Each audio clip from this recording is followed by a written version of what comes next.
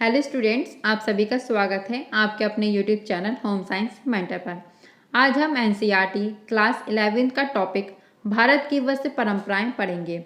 ये टॉपिक आपके DSSB exam के लिए मोस्ट इम्पोर्टेंट है। यहाँ से एग्ज़ाम में एक क्वेश्चन ज़रूर पूछा जाएगा। तो चलिए शुरू करते हैं।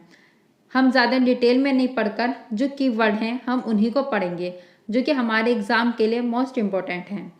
भारत की वस्त्र परंपराएं। देखिए, सबसे पहले हम वस्त्र परंपराएं क्या हैं उन्हें थोड़ा सा समझ लेते हैं। भारत में वस्त्र परंपराएं बहुत ही प्राचीन काल से चली आ रही हैं। ये इतनी पुरानी है कि ऋग्वेद तथा उपनिषदों में भी इनका वर्णन हमें मिलता है। जो पुराने ग्रंथ हैं उसमें विश्व को देवताओं द्वारा बुना हुआ कपड़ा कहा गया है कि विश्व को देवताओं द्वारा बुना हुआ कपड़ा, यानी विश्व एक कपड़े के समान है जो कि देवताओं के द्वारा बुना गया है। ये कहाँ से मिलता है इसकी जानकारी हमें ऋग्वेद तथा उपनिषदों से मिलती है। बुनाई सबसे पुरानी कला है। बुनाई कैसी कला है? बुनाई सबसे पुरानी कला है। और परंपराएं क्या होती हैं? परंपराएं वो होती हैं जो कि एक बहुत ही पुराने समय से पीढ़ी दर पीढ़ी चली आ रही हैं तथा वो जैसे पहले थी उसी प्रकार अब भी हैं। जितने भी पुराने वस्त्र हैं, यानी जितने भी हमारे पारंपरिक कढ़ाइयाँ होती हैं, वह मोस्टली हस्तशिल्प यानी हाथ के द्वारा कढ़ाई की जाती है। आजकल यानी वर्तमान समय में मशीनों का अधिक प्रयोग होने लगा है, पर जितने भी पारंपरिक वस्त्र होते हैं वो मोस्टली हाथों के द्वारा ही बनाए जाते हैं। वो उनमें जो कढ़ाइयाँ की जाती हैं वो भी हाथों के द्वारा ही की जाती हैं। तो चलिए, सबसे पहले हम कपास के बारे में जानते हैं। कपास और कपास से कौन कौन से वस्त्र बनाए जाते हैं। कपास। भारत कपास का घर है। भारत को कपास का घर कहा जाता है क्योंकि कपास का उत्पादन सर्वप्रथम भारत में ही हुआ था और कपास से बने वस्त्रों का भी सबसे पहले जो प्रयोग है वो भारत में ही हुआ था। भारत के द्वारा ये संपूर्ण विश्व में फैले, यानी कपास और कपास से बने वस्त्र भारत के द्वारा संपूर्ण विश्व में फैले गए थे। कपास का चलन सर्वप्रथम भारत से सारे संसार में फैल गया। कपास का व्यापार होता था। इस बात की जानकारी हमें कहाँ से मिली? इस बात की जानकारी हमें बेबीलोन के प्राचीन देश में पुरातात्विक खुदाई से हड़प्पा की मोहरों से मिली थी। जब रोमन और ग्रीक लोगों ने कपास को देखा तो उन्होंने इसे पेड़ों पर उगने वाली ऊन समझा। किसने? जब रोमन और ग्रीक के लोगों ने कपास को पहली बार देखा था तो इन्होंने इसे पेड़ों पर उगने वाली ऊन समझा। कपास की कटाई के साथ अनेक किस्से जुड़े हुए हैं। ढाका में, जो कि अब बांग्लादेश की राजधानी है, ढाका में सबसे बारीक यानी महीन कपड़ा बनता है जिसे मलमल खास या शाही मसलिन कहते हैं। तो मलमल खास या शाही मसलिन कहाँ का वस्त्र है? यह ढाका के वस्त्र हैं। यह इतना बारीक था कि आसानी से आंखों से दिखाई ही नहीं पड़ता था और इसे काव्यात्मक नाम दिए गए, जैसे कि वत हवा यानी बुनी हुई वायु। एग्जाम में पूछा जा सकता है कि बत हवा का क्या मतलब है? तो बत हवा का मतलब है बुनी हुई वायु। आवे रवा का मतलब है बहता हुआ पानी। शबनम का मतलब है शाम की ओस।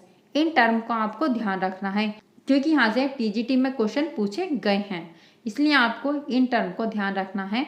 बत हवा बुनी हुई हवा, आवे रवा का मतलब बहता हुआ पानी, शबनम का मतलब शाम की ओस। इसके बाद हम बात करेंगे रेशम के बारे में। रेशम उत्तर प्रदेश में वाराणसी की विशेष शैलियों में बुनाई की एक प्राचीन परंपरा है। उसका अत्यंत लोकप्रिय उत्पाद ब्रोकेड या किनख्याब है।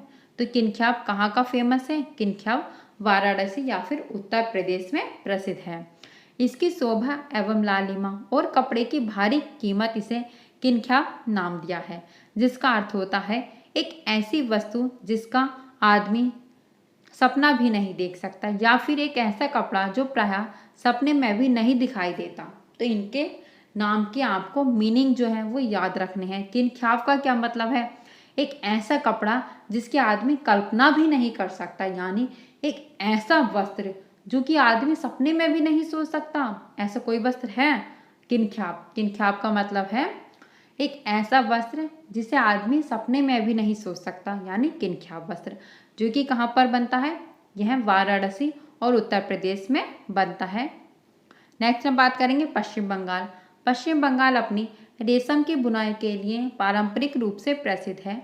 पश्चिम बंगाल के बुनकर जामदानी बुनकर जैसे कि करघे का प्रयोग कर रेशमी ब्रोकेड वाली साड़ियाँ बुनते हैं, जिसे हम बालूचर बूटेदार कहते हैं। तो क्वेश्चन पूछा जा सकता है कि बालूचर बूटेदार साड़ियाँ कहाँ की फेमस है, तो यह पश्चिम बंगाल की फेमस है। कौन सी? बालूचर बूटे साड़ियाँ यह पश्चिम बंगाल की फेमस है। यह शैली मुर्शिदाबाद जिले में बालूचर नामक स्थान से शुरू हुई थी।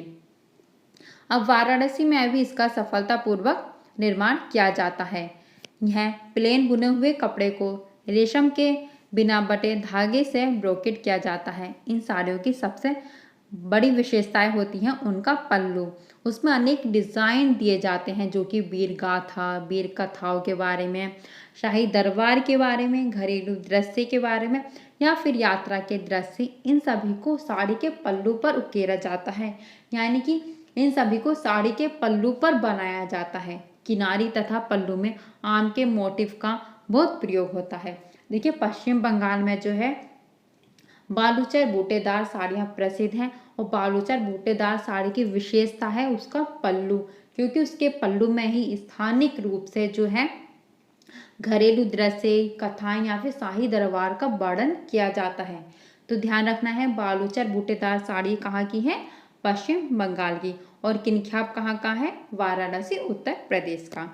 नेक्स्ट हम बात करेंगे, देखिए आप यहाँ पर चित्र में भी देख सकते हो किनख्याप और बालूचर बूटेदार साड़ी का पल्लू दिया गया है। काफ़ी सुंदर डायग्राम है। नेक्स्ट हम बात करेंगे महाराष्ट्र में औरंगाबाद के निकट गोदावरी नदी के किनारे स्थित पैठन दक्कन प्रदेश का एक प्राचीनतम नगर है। और यहाँ की जो वस्त्र है, यहाँ का जो वस्त्र है उसे हम पैठनी वस्त्र कहते हैं। तो पैठनी वस्त्र कहाँ का फेमस है? महाराष्ट्र का। यह किनारियों तथा मोटिफ के लिए सोने की जड़ाऊ बुनाई वाली रेशम की विशेष साड़ियों के लिए प्रसिद्ध है। बाकी आप पढ़ सकते हो, पर ध्यान रखना है कि महाराष्ट्र का कौन सा वस्त्र है? महाराष्ट्र का पैठनी वस्त्र फेमस है। ध्यान रखना है, महाराष्ट्र का पैठनी वस्त्र जो कि महाराष्ट्र के दक्कन प्रदेश में निर्मित हुआ था।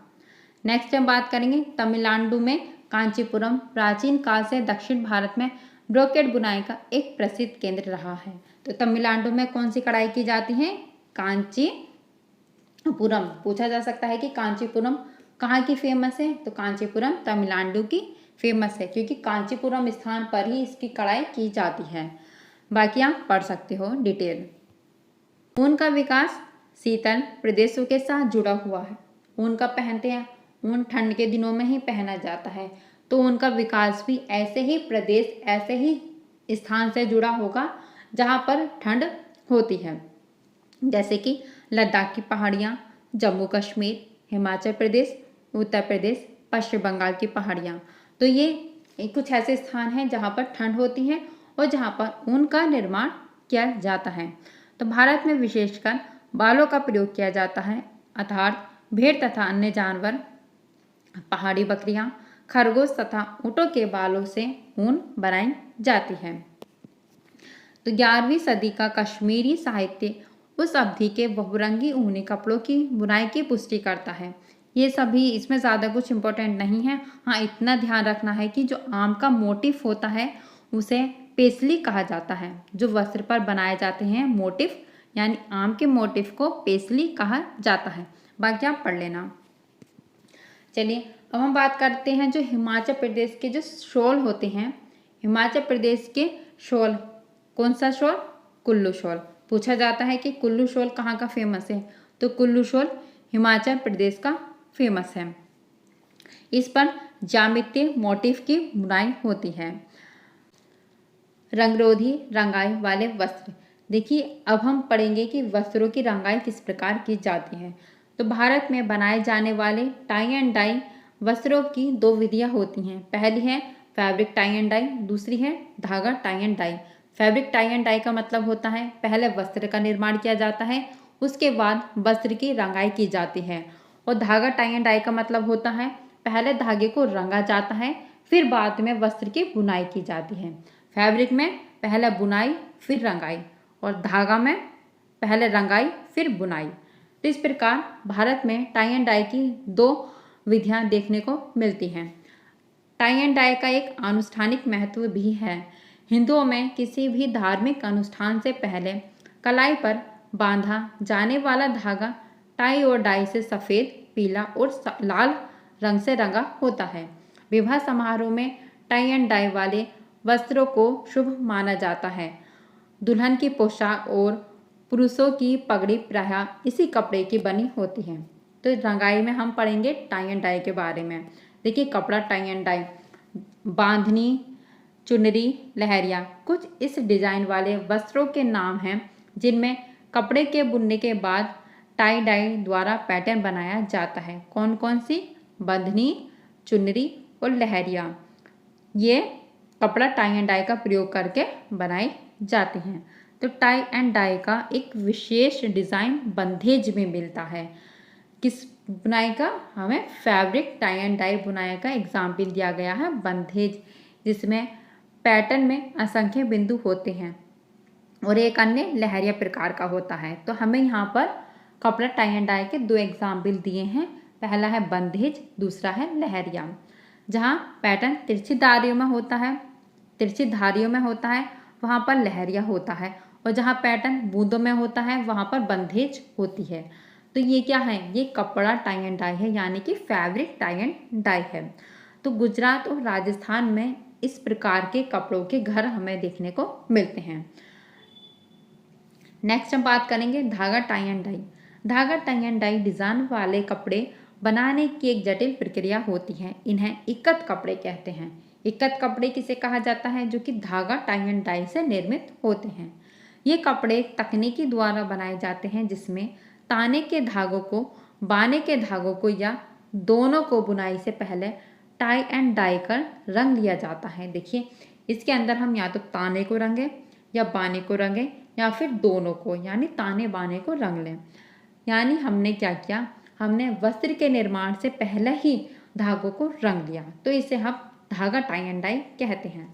इस प्रकार जब कपड़े को बुना जाता है तब धागे के रंगे हुए स्थान के आधार पर एक विशिष्ट पैटर्न बन जाता है। यदि केवल एक ही धागे अथवा केवल ताने या बाने के धागे की टाई रंगाई की गई होती है तो उसे हम एकल इकत कहते हैं। यदि दोनों धागे को रंग लिया जाता है तो उसे संयुक्त इकत कहा जाता है। ये तो नाम से ही समझ में आ रहा है। तो आपको कितना ध्यान रखना है? आपको कपड़ा टाई एंड डाई में बंधेज और लहरिया ध्यान रखनी है। बंधेज का मतलब बूंद बूंद से पैटर्न, लहरिया का मतलब तिरछी धारियां। धागा टाई एंड डाई में इक्कत धागा और संयुक्त धागा। इक्कत धागे में हम या तो ताना रंगेंगे या बाना, और संयुक्त धागे में हम ताना और बाना दोनों को रंग लेते हैं।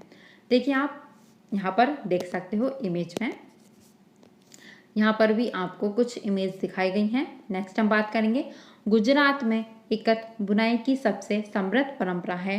पटोला रेशम में बनाई गई दोहरे इक्कत की रंग बिरंगी साड़ी। इसका निर्माण मेहसाना जिले में पाटन में केंद्रित है। स्थानीय वास्तुकला से प्रेरित ज्यामितीय डिजाइन पैटर्नों के अलावा अन्य डिजाइन भी हैं, जैसे कि फूल, पक्षी, पशु और नाच रही गुड़िया। अधिकतर प्रयोग किए जाने वाले रंग लाल, पीला, हरा, नीला और सफ़ेद हैं। ये रूपरेखा की सीमाओं से कठोरता के बिना एक दूसरे से घुल जाते हैं। नेक्स्ट है उड़ीसा। उड़ीसा एक अन्य प्रदेश है जहाँ सूत और रेशम की इक्कत साड़ियाँ और कपड़े बनाए जाते हैं। इस प्रक्रिया को बंध कहा जाता है। पूछा जा सकता है कि बंध टाई एंड डाई का प्रयोग किस राज्य में किया जाता है? तो बंध टाई एंड डाई का प्रयोग उड़ीसा राज्य में किया जाता है। इसे एकल या संयुक्त इक्कत भी कह सकते हैं। पटोला की तुलना में यहाँ की डिज़ाइन कोमल और वक्र रेखीय होती है। इसमें छोटे प्रतीकात्मक डिज़ाइनों से बुना गया होता है। नेक्स्ट हम बात करेंगे आंध्र प्रदेश में पोचमपल्ली और किराना में सूती इक्कत बनाने की परंपरा है जिसे तेलिया कहा जाता है। तो फिर आपको यहाँ पर सिर्फ इतना याद रखना है। देखिए जो पटोला है वो गुजरात का इक्कत है, और जो बंध है वो उड़ीसा का इक्कत है, और जो तेलिया है यह आंध्र प्रदेश का इक्कत है। मोस्ट इम्पोर्टेंट पॉइंट है, पटोला गुजरात का इक्कत है और बंध उड़ीसा का इक्कत है, और तेलिया आंध्र प्रदेश का इक्कत है। तो चलिए दोस्तों, आज के लिए इतना ही। मिलते हैं आपसे इसके पार्ट 2 में। अगर आपको वीडियो पसंद आई हो तो प्लीज़ आप वीडियो को लाइक, शेयर एंड चैनल को सब्सक्राइब ज़रूर करें।